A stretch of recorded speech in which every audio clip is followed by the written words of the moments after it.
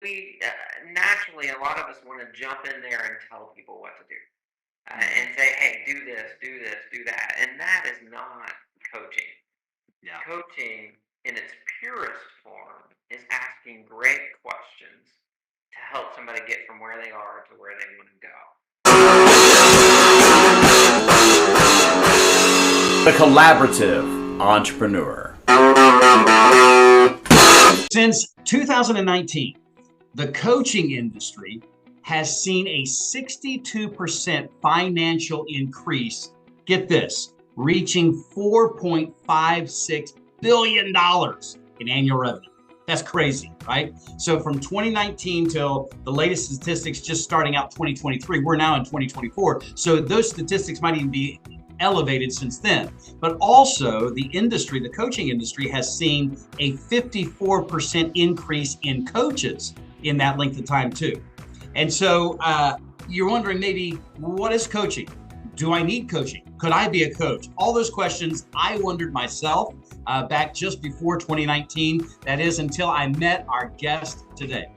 My name is Tracy Currington. Welcome to the Collaborative Entrepreneur. We are the show that we aim to help build partnerships that grow our businesses. And my guest today is a friend. He's my mentor. I'm super excited to have him on. He's a John Maxwell certified business coach and personal development coach, as well as a consultant. His passions are to facilitate growth in others. And he may say this on here, but I remember one episode I was just running with him and he was kind of showing me what he does.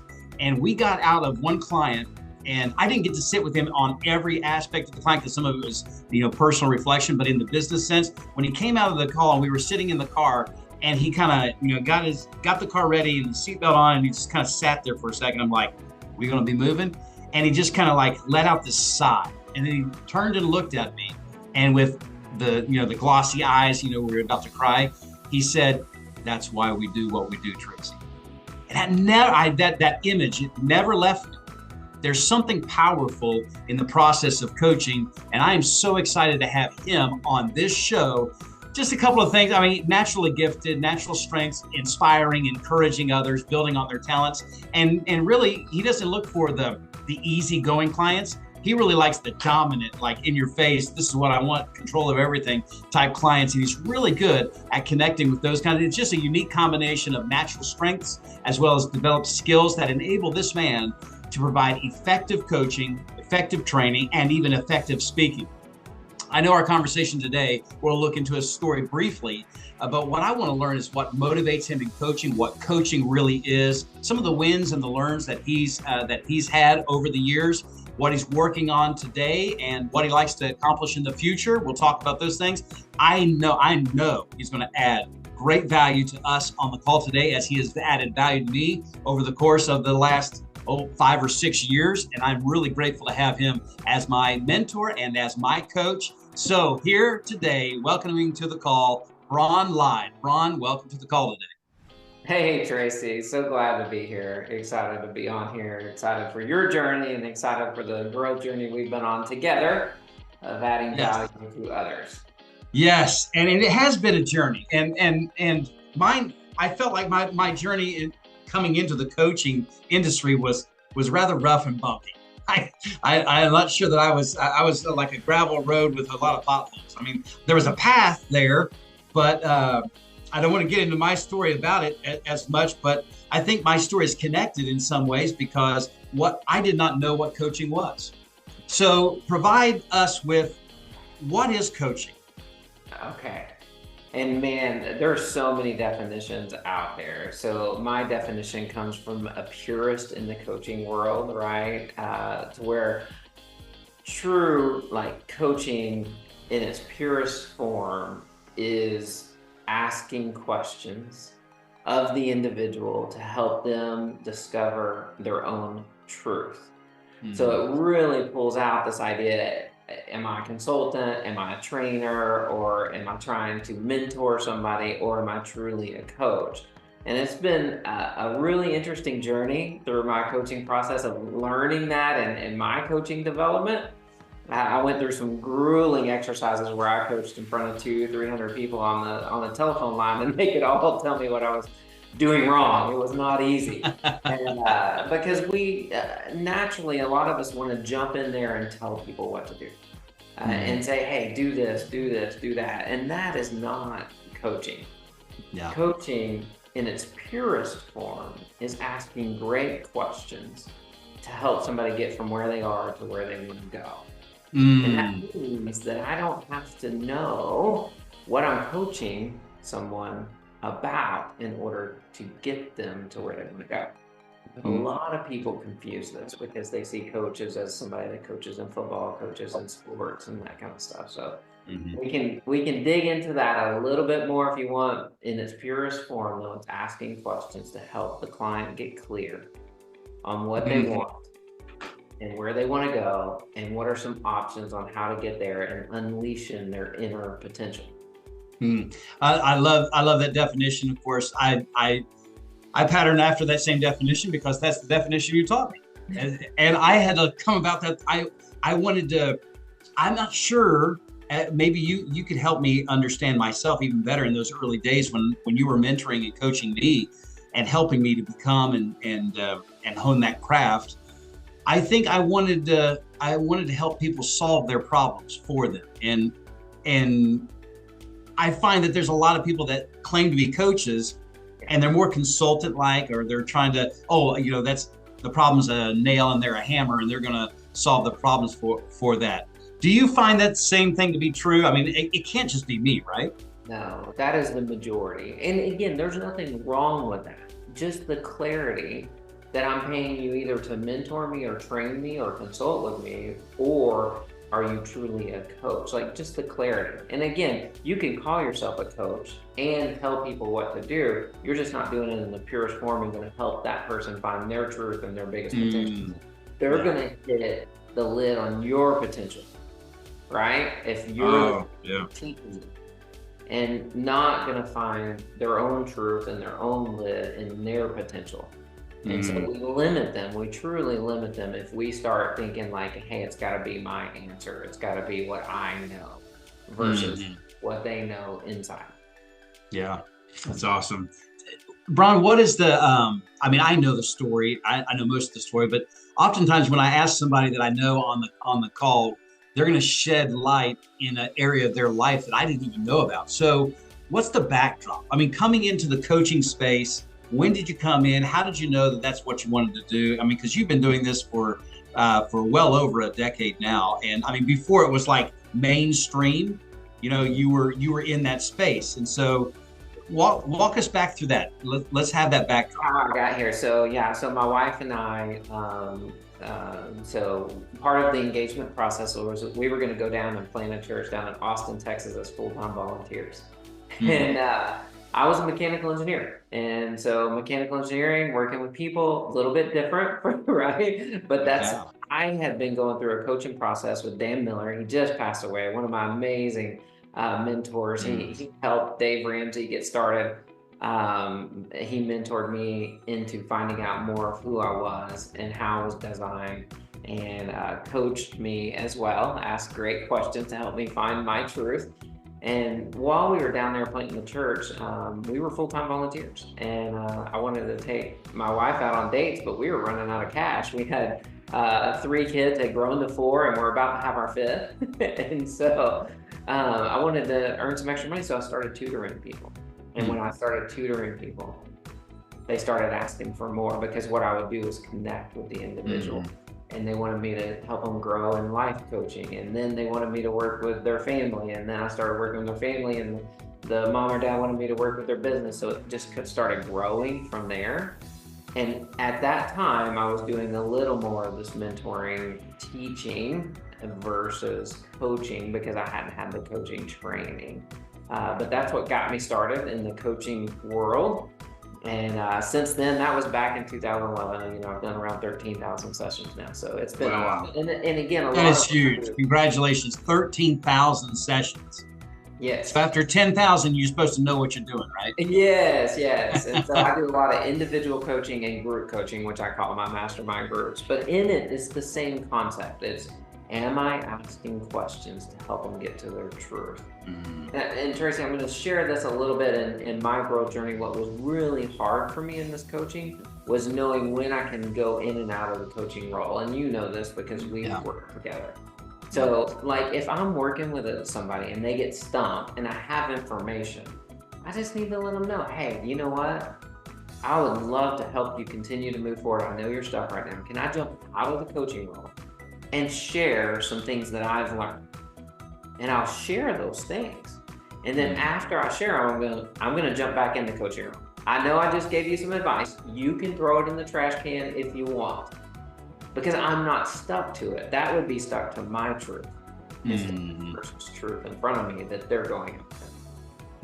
That was when we were going through that, like it was so liberating, like because I come from the background of, in pastoral ministry, and of course you being, a person of faith and in ministry work, a lot of it was like, I'm telling you what the Bible says, right? I'm telling you, and like, well, this is what the Bible says. This, I'm like, and so coming out of that, it was so liberating when you helped me to steer away from my truth. And I remember the word projecting. It was the first time I ever, like, I knew a projector, like old school slides and stuff like that. I never understood projecting my truth on somebody else and taking their truth away. But it was so liberating when you suggested you can still own that space by asking permission and saying, now I'm moving out of the coaching to go into the mentoring or the training type role, and then come back into that. That was liberating for me. Yes. Yeah. Because I needed that permission to be able to do that. What it does, truthfully, and I know we've talked about this, is it gives the power lies with the client, not in me. Like the power in the process comes from the client, not from me. I follow the process, and the power is granted from the client, from the person I'm working with. The power comes from them and is allowed through them. And that's one of the most magical things. And again, that's why I said this is why we do what we do, because when I come out of them, sometimes I have no idea, but it's amazing to watch the client's awareness and what they come up with and how they're going to move forward.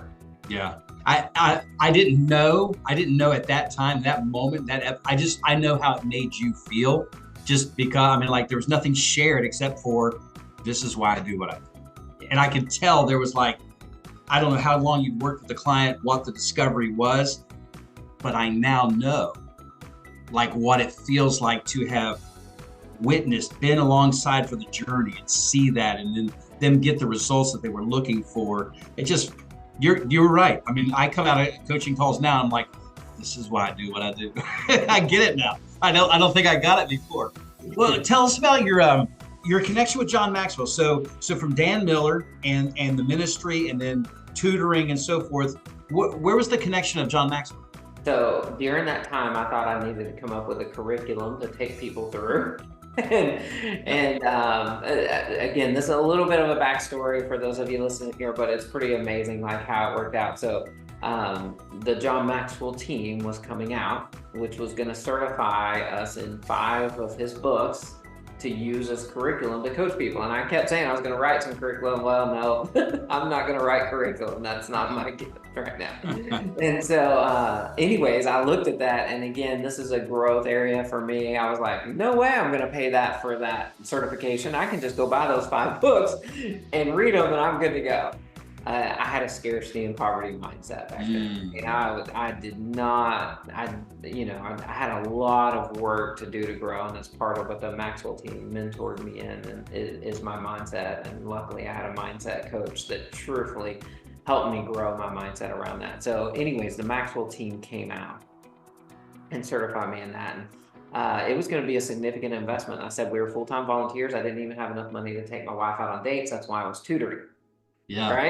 Right. And so we were about to get a tax return, and my wife looked at me and she goes, "This is who you are.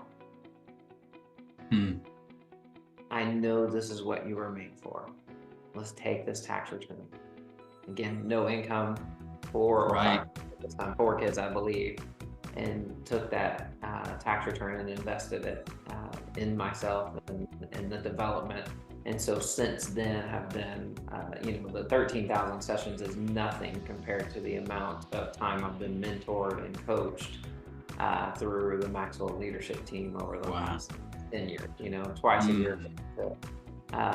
The IMC, the Maxwell, and then I pay for the mentorship program in there too, so I get to spend a lot of time with the mentors in the coaching area, in the development area, in the business building area, all those things. Yeah, and I got to get connected with you in one of those masterminds. Yes. From my leader at that time, and I had no idea what a mastermind was. Yes. No idea like what we're going to read a book and talk about it, and I didn't get it. And then when we got in there, and I think he may have paid for 4 sessions or something like that, and we're like, after I was like, Dave, we gotta keep going. I'm like, I love this, and then of course that's my journey. My journey is like, but you inspired that because of what you were doing and how you were serving other people and how you would show up. I was like, that is what I want to do. So from that point, now you got 13,000. I mean, like, there's a lot of scarcity that you had to overcome to take all the money. I mean, like, I remember income tax returns. I don't get them anymore that we pay in, right? But like the income tax return, I remember that was like, we could do something fun. We haven't got to do something fun since the last income tax return. I mean, like, we can do something, we pay something off or whatever, for you to invest that into yourself. What do you think is, and you kind of alluded to this, I'd love to know, a coach, to be effective, how should a coach invest in themselves? Oh man, that's a big question. I think to be an effective coach, you have to have it, right? You've got to be a product of the product, right? How can you say, hey, and claim the benefits if you haven't been engaged in some type of process of coaching yourself and seen it? And going back to what you said about the mastermind groups a few minutes ago, and you after 4 or 5 weeks saying that, man, we got to keep going. Part of that is a product of the coaching process. In other words, I wasn't just showing up and throwing up. A lot of trainers will do that, like just teach.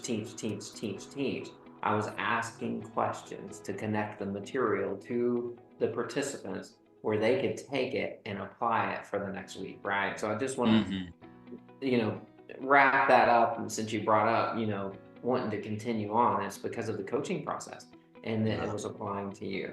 Coming back to how you should invest, it depends on, there's so many different areas to grow in, right? There's leadership development, there's mindset development, there's entrepreneurial development. Yours is, the collaborative entrepreneur. It depends on where you want to grow as far as your investment. But we all have lids to our potential, right? We all have this restrictor plate, is what I like to say, or governor on a car. And where are you hitting it? Where are you hitting it? Sometimes you're completely unaware, and that's where the coaching process can help you identify it. But if you do know where you're hitting it, whether it's in your finances, whether it's in your time, whether it's in the value that the clients are getting from you, or the value that your business is delivering, there's just so many different areas to invest in. Finding that's going to give you the highest return as part of your development process. So, Brawn, I see like posts like, I'm a life coach, I'm this thing, and you wonder, right? You wonder, like, from the purest form of coaching that you've mentored me in, and then when you see other coaches or you hear other coaches, and you're thinking, well, if that's coaching, that's not how I was trained. Or like, when does a coach stop? Like, okay, I've had enough investment into myself, and I've arrived. Does that ever take place? Well, I'll quote Maxwell on this one. This is one of my favorite things that he ever told me. He goes, if you are trying to grow as a leader and you meet somebody that has it figured out, run. Yeah. Like, run, like, truthfully run. Here he is, and he had studied, leadership for 40 years, and he said, there's more I don't know than I do know. So when do you stop investing? When you're done growing and when you're ready to, Oh, what a great answer. I'm done, right? Like, you stop investing, you stop reading, you stop desiring to grow. I truly think growth equals joy. I think there's a deep joy to it. So, man, when you're I love that answer. I mean, like, you're done. When you think you're done growing, then you can stop investing. And I don't want to stop growing, so I guess I got to keep investing in myself. Yeah, I think you and I both know that most people suffer from what's called destination disease. Mm-hmm. And it's where we think we get this big goal, and it's like once we get there, we've arrived and we'll be happy and everything will be great. And it's called destination disease. No matter what it is, whether it's a financial number, whether it's your spiritual growth, whatever, if it's just a goal and you get there and you think you'll be done, no, because growth is a process, right? Yeah. And so, yeah. That's great. Okay, so here's a question. Who needs coaching? Well, anybody who desires to grow. so anybody, so really who needs coaching is anybody that's stuck. Right? Stuck stinks no matter where you're stuck. That's one of the best things that I've heard. I don't know if you share that to your audience often, but you can take the most successful, high achieving person in the world, and if they're stuck, it stinks. You can take somebody that hasn't achieved much and they're stuck. It stinks. So anytime that you're stuck or you're hitting your lid or you want to grow is an opportunity for coaching. Very few are willing to really challenge themselves. One of the biggest things that we've got to do is let go of old learned models and old learned behaviors. Right? How teachable are we? Do we, one of the biggest things we need to do is unlearn some things that no longer serve us. Yeah, right. And it's hard to do that if somebody is like trying to teach you. In the coaching process, it allows you to challenge those own beliefs, or in a mastermind group process, to hear somebody else sharing from a different perspective where you're like, oh, I'll maybe receive that objectively. But it's very difficult to do. From your experience of 13,000 plus hours in coaching, do people engage a coach for like a 3-month package, a 6-month package, and then like, hey, I'm done with that? Or do you find that most successful people have an ongoing coach? It may be a different coach at a different stage of life. Is it the ongoing thing that people see the most success from? Is it the short range to where they get unstuck, we're moving again, and now I don't need one? Is there a time that you don't need a coach? It depends on if you're stuck, right? So I know it's a depends, but I'm going to answer it in several different ways. So the coaching process in and of itself needs a minimum of, like the pure one, 8 to 12 sessions. Okay. The reason is, and it might be 6 to 10, I could be off a little bit on that number, but what we have is this internal self-saboteur, and often it doesn't expose itself until we've gone through several sessions. So most people know, like where you're saying you're stuck, they know to hire a consultant to tell them what to do, and then they just go do it. But they don't ever change the way they think. They're just doing a task. They haven't grown. Yeah, right. And so one of the things that the coaching process, the reason it's set up the way it is you come up with ideas of ways forward to get unstuck in whatever it is you want to get unstuck in. In the next session, we've created a safe environment for you to share how the last week has been on what you committed to. And most of the time, you're going to hit some hiccups and some setbacks and maybe not move forward. And then we explore. And when we start exploring, we truly can get into the limiting belief, the limiting identity, the self-belief, the self-respect, the self-esteem, something that's in there that's holding you back from achieving what you want to achieve. Because I truly believe the potential that each of us have is unlimited. Right. The only thing holding us back is right here. And so the coaching process needs a minimum, like I said, somewhere between that 6 and 12, 6 and 10 coaching sessions in order to identify that if it's done in the purest process. Now, if I'm just mentoring, if I'm just consulting, Yeah, hire somebody. They can come in and tell you, hey, do this, do this, do this, do this. But I haven't grown my own potential. I haven't grown my mindset and my thinking. Yeah. So Understood. Yeah. So do you find, I mean, like, so somebody's watching this right now and maybe they are a coach and they're like, oh man, you know what? I think I need to level up my game as far as, to stay curious, the right kind of questioning. I don't come with the answer, like I remember one of my first thinking of coaching calls was like, okay, so what am I going to say? I'm like, total wrong. Or what questions do I want to ask? Looking for this list of questions and stuff, like coming at this the wrong way and not being fully present. And you helped me out with that by one trick that I think probably is the coach's superpower outside of curiosity is listening. You got to share. I mean, like some of the things that you've given me on deeper listening is just, it changed my marriage. I mean, like it changed the way that I approach my kids, the way that I, in a pastoral setting, the way that I hear, a marriage in turmoil or whatever. Share with our listeners something about the listening aspect and how it relates to coaching and so forth. yeah, most of the time when people are engaged in conversations, they're listening at the lowest level. And that's just the response. How am I going to respond? Even right now during this interview, it's hard for me because I'm used to listening at such a deep level. I'm waiting for the next question. And right now I'm thinking of my response to you versus continue. Even when you started asking that question, I could feel myself drop. Now, most people can't because they haven't been trained this way, right?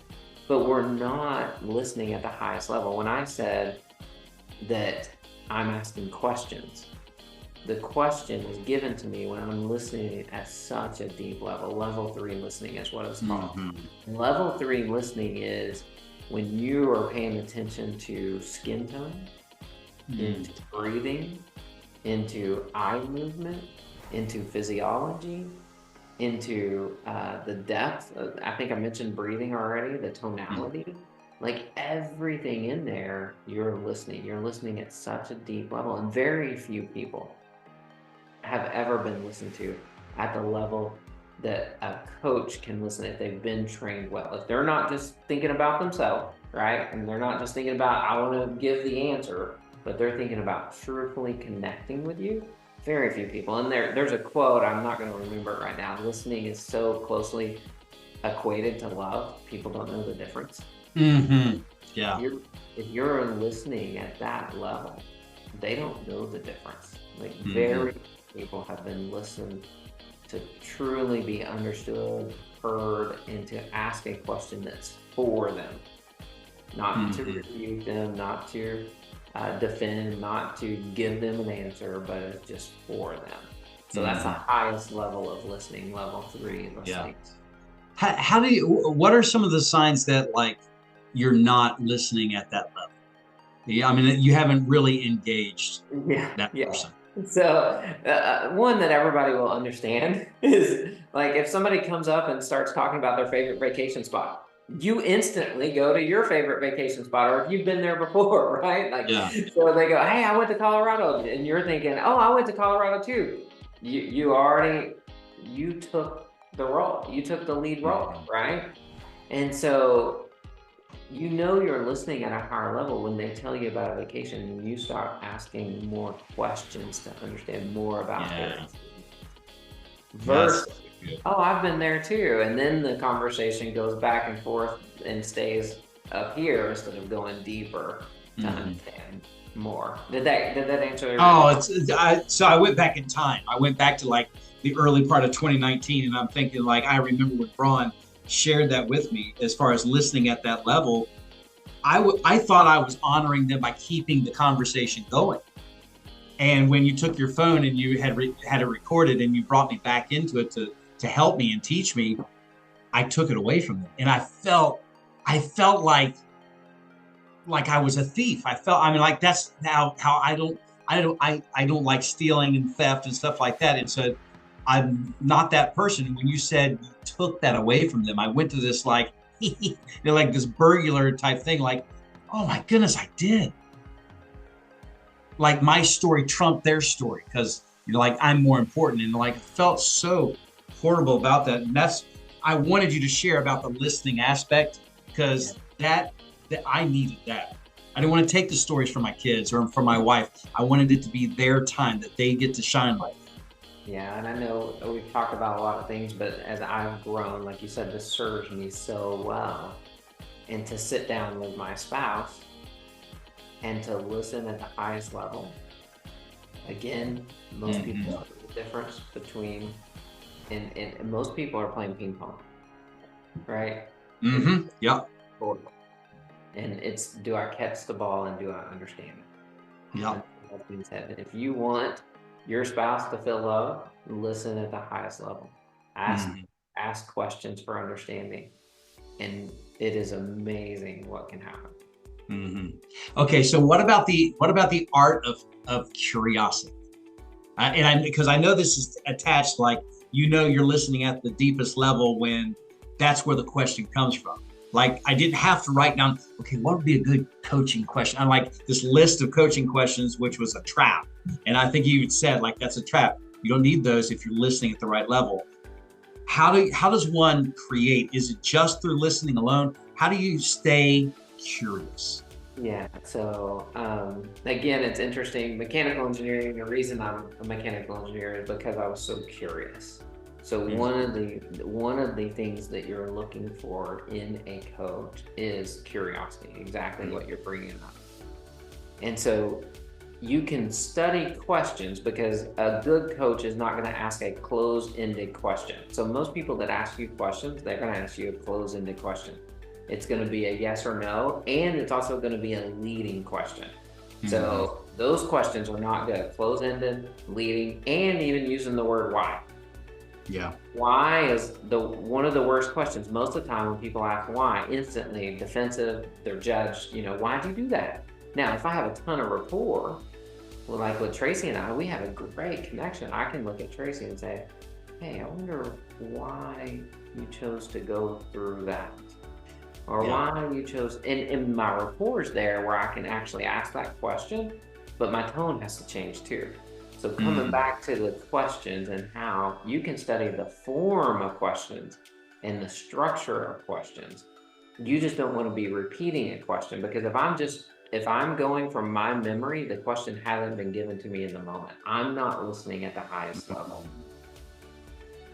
If I've already made my question up before they finished even their statement, then I'm not listening at the highest level. And so you want to learn how to, and again, most people are unaware that they ask closed-ended questions and then projecting too. A leading question. Like, if I already have an answer for you, it is one of the most difficult things not to ask questions that lead you in that direction. But I have to suspend that and ask questions that are truly curious and not leading, which means I have to be listening at the highest level. And then the question will be given to me. Yeah. I had one time a client had said, I feel like you're trying to tell me something, like with my question. And I was like, wow, your client can observe when you are leading them to your conclusion. And that was early on. Now, in that sense, I was asking just a pure question, but in his heart, he thought that I knew something about him that I didn't know. He's like, I feel like you're taking me somewhere and that you already know the answer. But it just dawned on me that, like, people are observant like that. They do know when you're leading them. I mean, even in a cross-examination in a courtroom, leading the witness or whatever, people know by the questions that you're asking. Yeah, it's so big. Yeah. Awesome. Well, okay, so curiosity, listening. If somebody is looking for a coach and they know I'm stuck, like you said, I need to get unstuck. I need to get traveling again. Maybe they're a young person that's starting out in life and they don't really clearly have a direction or purpose or clarity on, meaning to life or whatever it is.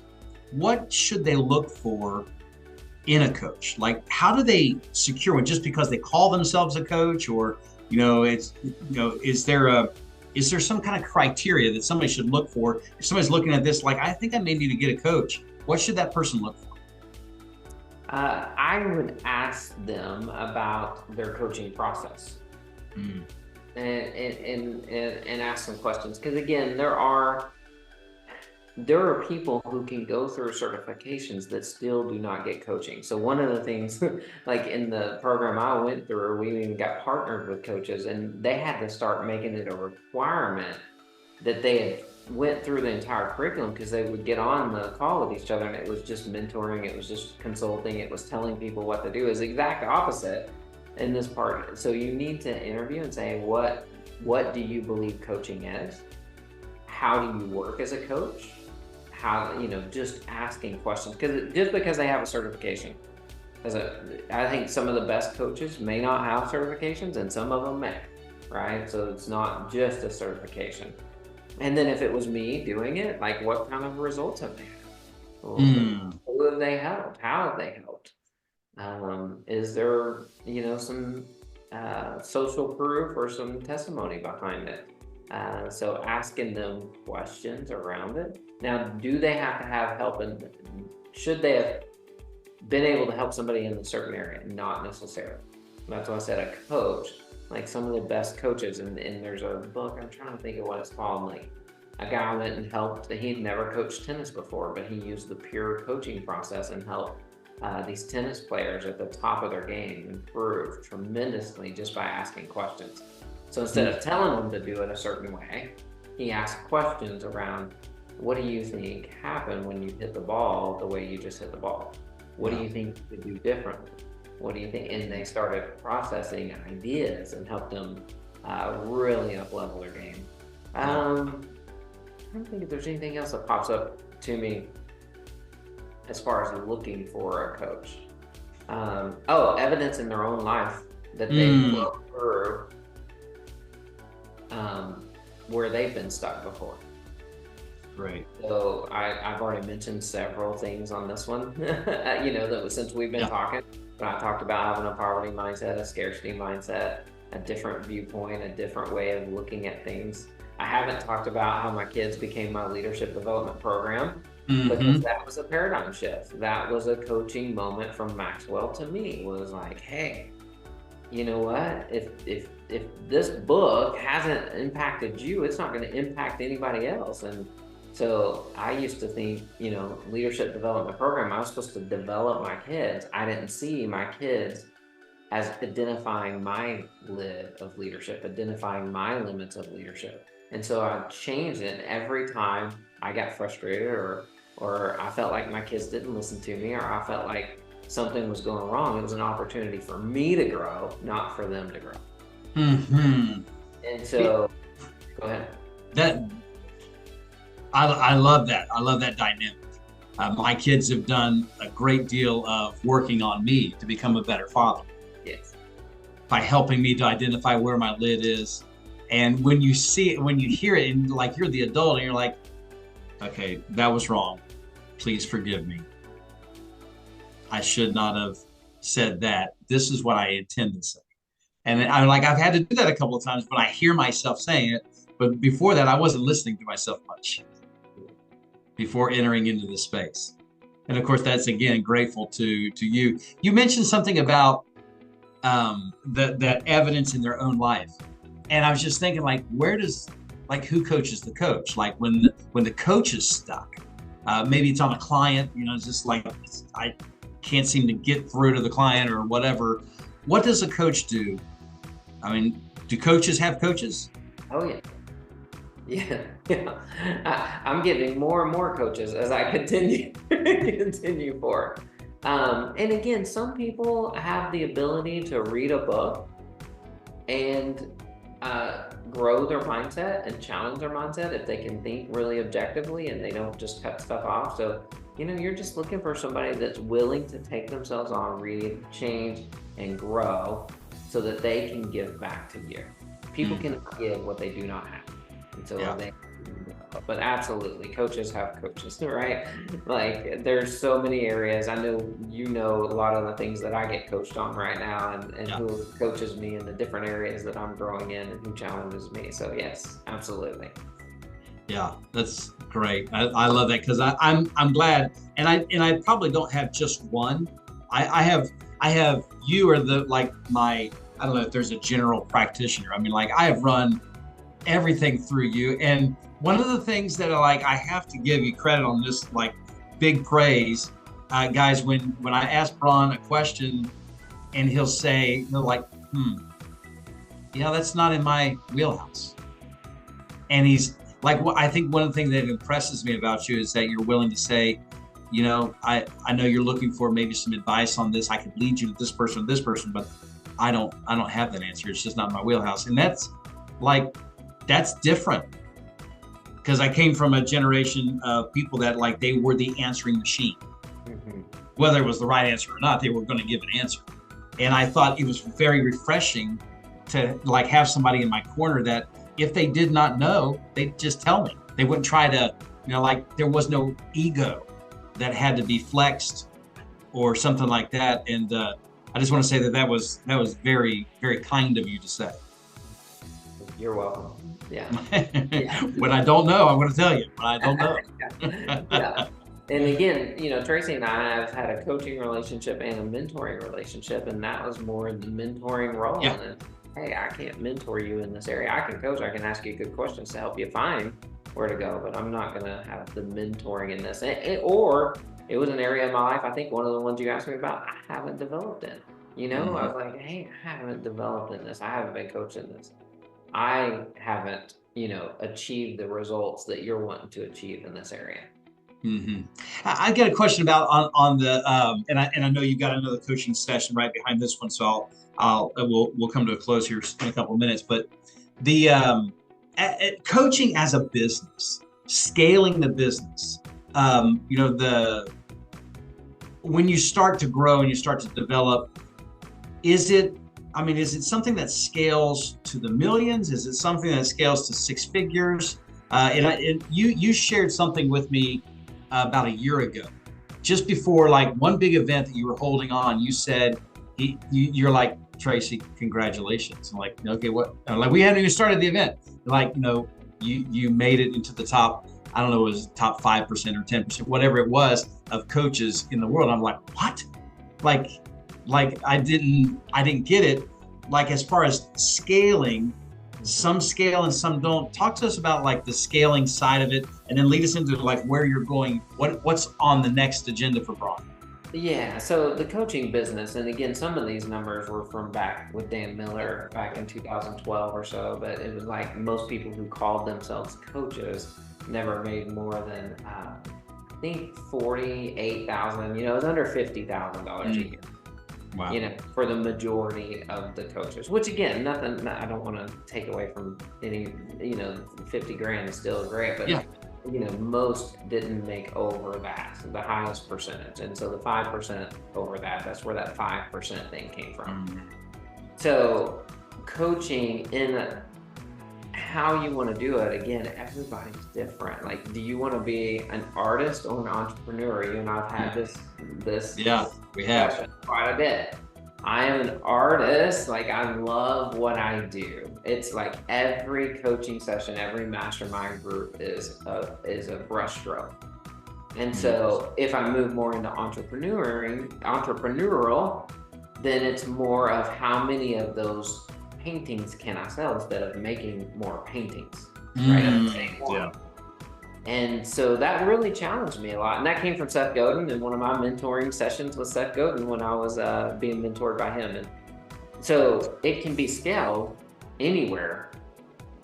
Again, the limit is infinite. There's coaches making, 6, 7, 8 figures really, I'm not gonna say easily, but they do that. They call it the 2 Comma Club, that kind of stuff. There's all kinds of rewards for it, but the coaching business in of itself can be anywhere. When I first started, right, I was exploring other coaches, and there were coaches charging $20 and $40 a session, and then there's coaches that charge $1,500 a session, and anywhere in between. And then there's some that will charge $25,000, $50,000 for a day. I think those are more consultants than they are coaches, because they're coming to really pinpoint things. So it's all anywhere in between. I love that point. I know we spent some several hours over the years talking about the artist versus the entrepreneur, And I love that. I always have loved the painting analogy that you provided. So, Brawn, your biggest accomplishment, what would you say your biggest achievement in the coaching space? I know, like, you're a great father, great husband, businessman. In the coaching space, what do you feel like your greatest accomplishment is? Man, it's well, my biggest accomplishment is truly living out what my purpose and my passion and my calling is. So there's a quote that Tracy knows by James Missioner that basically says, you know, to the person that loves what he does, the master in the art of living, he makes little distinction between his work and his play, his love and his religion. To him, he's always doing both, leaving others to the side. So my biggest accomplishment is like when we're in the car and we walk away from a coaching client and I'm reflecting and say, this is why I do what I do. So it's hard. There's been so many clients, whether they've grown a business from, you know, I'm talking 10, 20x multiples. Like, you know, started with people that had a budget of 100,000 and gone to 10 million, right? Like, I mean, it's everything in between.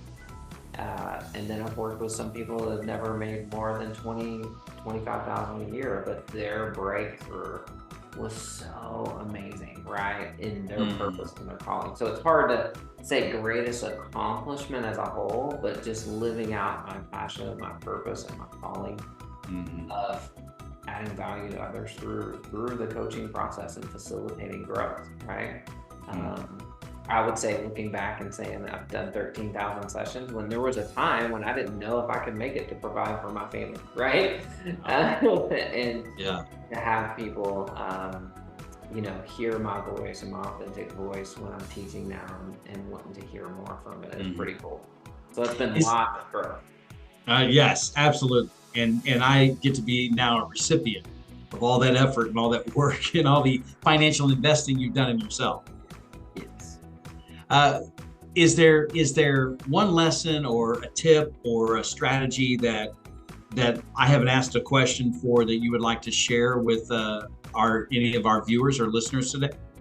You know, the one that's been popping up to me that I'm thinking about for your entrepreneurial, you know, podcast here is a quote that says, if you don't have a plan for your life, guess what? You'll fall into someone else's. Guess what they have planned for you? Not much. Right. And even like CEOs and business owners, if you work for an amazing leader, like, I hope that they're engaged in helping you plan out your life, but very few, because about 90% of most CEOs and owners, the one thing they wish they had done more is plan out their own. So if they're struggling with their own plan, what do they have planned for you? Right. So, you know who you are, discover who you are, and the awareness, your gifts, your strengths, your abilities, and who you were called to be, and use those. Too many people are going to the grave with their music still inside of them. Yeah. And it doesn't have to be that way. My greatest accomplishment, discovering who I was. People looked at me leaving engineering like, you're crazy. I can't believe you're throwing it all away. Man, I'm so glad for the coaching that I've had through Dan Miller, who just passed away in 48 Days to the Work You Love, Dave Ramsey, John Maxwell, like all of these, whether it was through books or that helped me discover more of who I am and living authentically in what God's called me to live. So I just encourage everybody that's listening to do the hard work, to love yourself, and to grow. Yeah, and if they're stuck, I know a guy.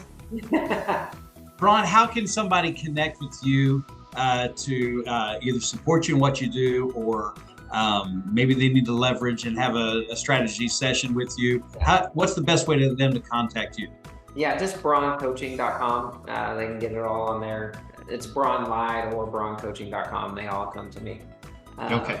But there's not a lot of Brawns out there, so if you type in Brawn Coaching or Brawn Lide, Lide, you'll find it. Yeah. Well, I am so honored again to have you as one of our guests on the Collaborative Entrepreneur. You have made an impact, and true to form, what you said is we were going to expedite the process, and it was going to go by much faster than it took you to get to where you are. Yes. And so I'm very, very grateful. My family thanks you. No doubt if my clients knew all the backstory, they would thank you too. That's great.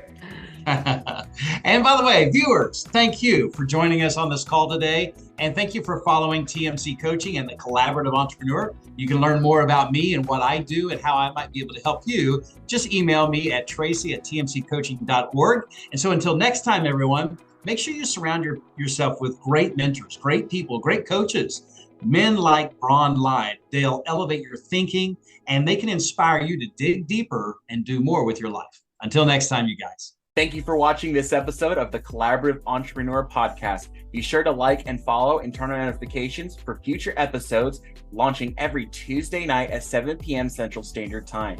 If you're an entrepreneur wanting to be on the podcast, you can let us know by emailing us at tracy@tmccoaching.org. Let us know the industry you're in, as well as your biggest wins and learns that you've achieved along the way.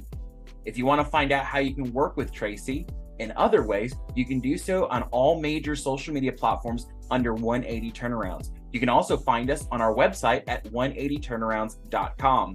So until next time, guys, let's win together.